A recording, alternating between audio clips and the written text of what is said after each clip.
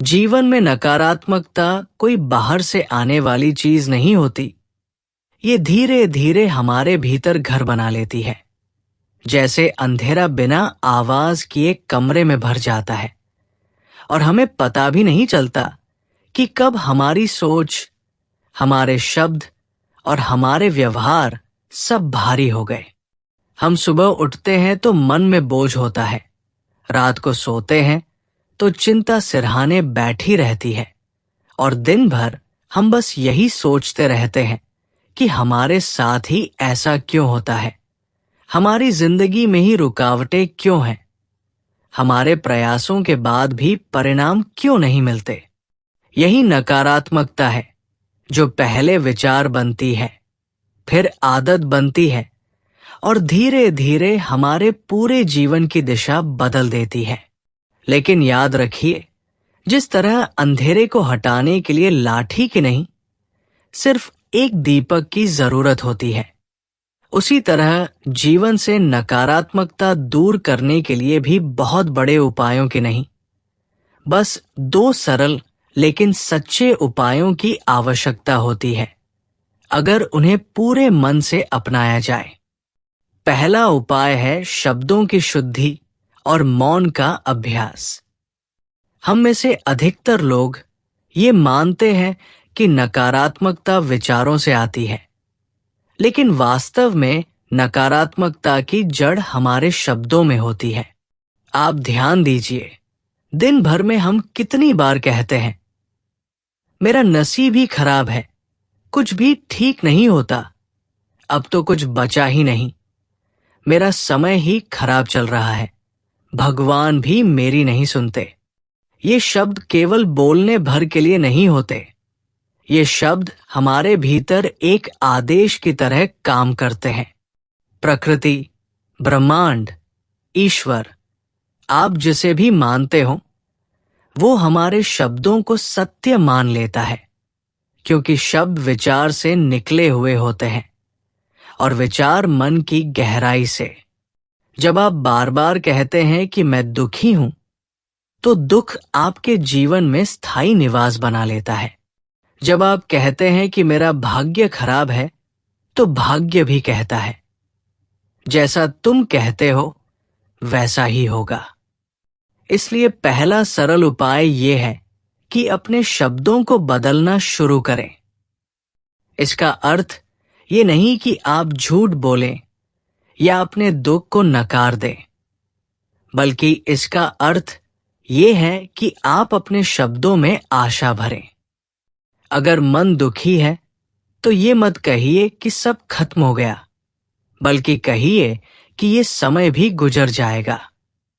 अगर कोई काम नहीं बन रहा तो ये मत कहिए कि मुझसे कुछ नहीं होगा, बल्कि कहिए कि ईश्वर मुझे धैर्य सिखा रहे हैं। जब आप ऐसा करते हैं तो धीरे धीरे आपके भीतर की ऊर्जा बदलने लगती है। शुरुआत में मन मानेगा नहीं, भीतर से आवाज आएगी कि ये सब व्यर्थ है। लेकिन याद रखिए, नकारात्मकता वर्षों में बनी है, वो एक दिन में नहीं जाएगी। पर अगर आप रोज अपने शब्दों पर ध्यान देने लगे, तो एक दिन वही मन आपका साथ देने लगेगा। इस उपाय का दूसरा भाग है मौन।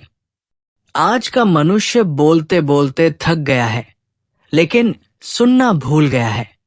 हम अपने दुख सबको बताते हैं, अपनी परेशानियां हर किसी के सामने रखते हैं, लेकिन समाधान कहीं नहीं मिलता।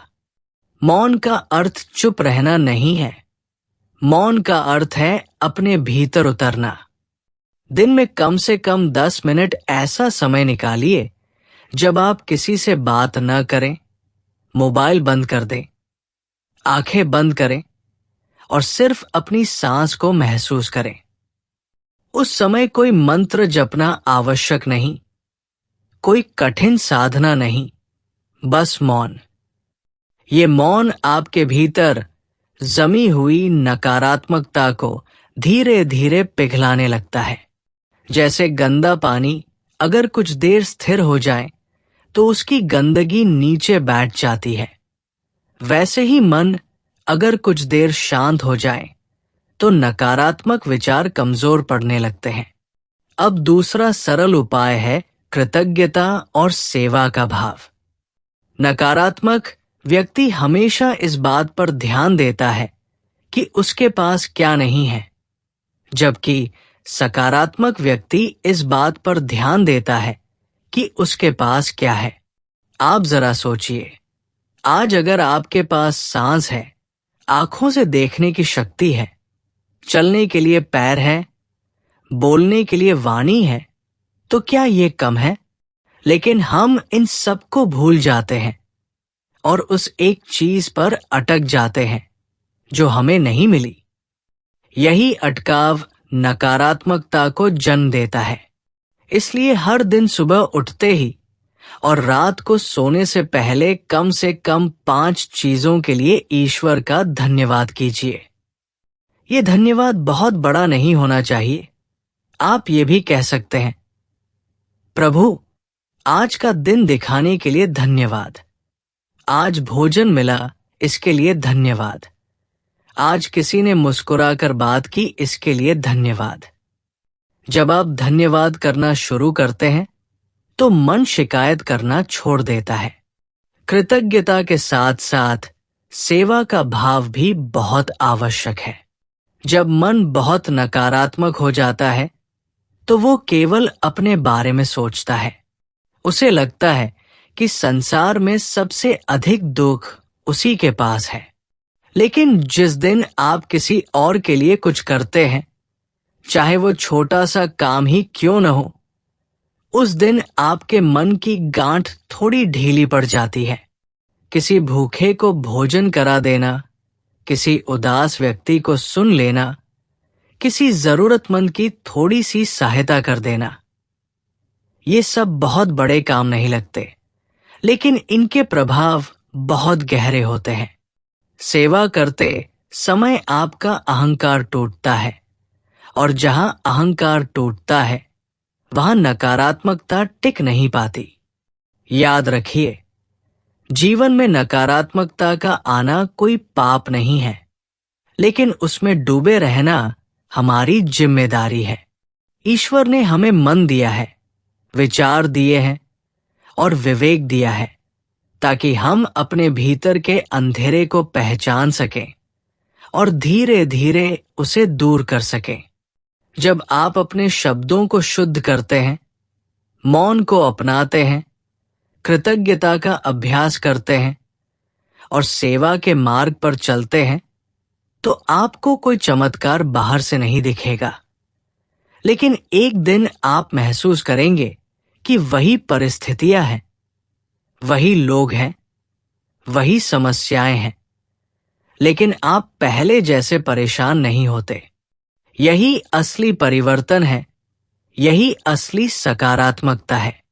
और अंत में बस इतना ही कहूंगा कि अगर आज आप ये सुन रहे हैं और आपको लगता है कि आपके जीवन में बहुत अधिक नकारात्मकता है, तो समझ लीजिए कि ईश्वर आपको ये संदेश दे रहे हैं कि अब परिवर्तन का समय आ गया है।